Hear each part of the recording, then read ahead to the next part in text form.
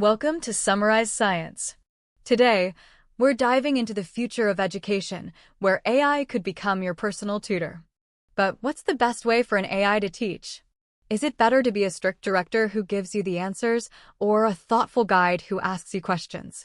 Researchers wanted to find out, so they conducted a fascinating experiment with over 300 university students.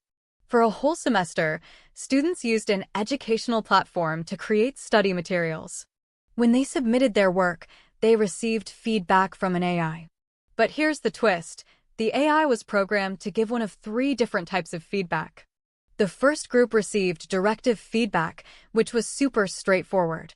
It basically said, here's what's wrong, and here's exactly how to fix it.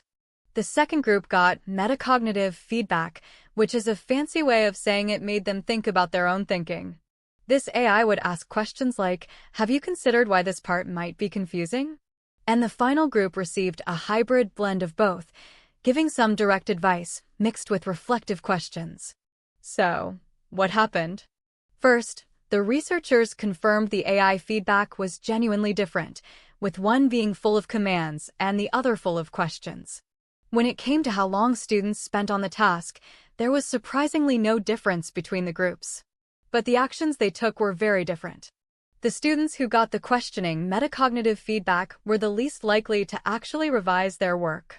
Perhaps they thought about it, but didn't know what to do next. In contrast, the students who received the hybrid feedback revised their work the most. This mix of guidance and questions seemed to be the perfect trigger for action. What about confidence and the final grade? Interestingly, all students felt equally confident in their work, and the final quality of their submissions was pretty much the same across all three groups. So let's recap the key points. Giving students only questions made them hesitate to make changes. Giving them a mix of direct suggestions and thought-provoking questions prompted the most revisions.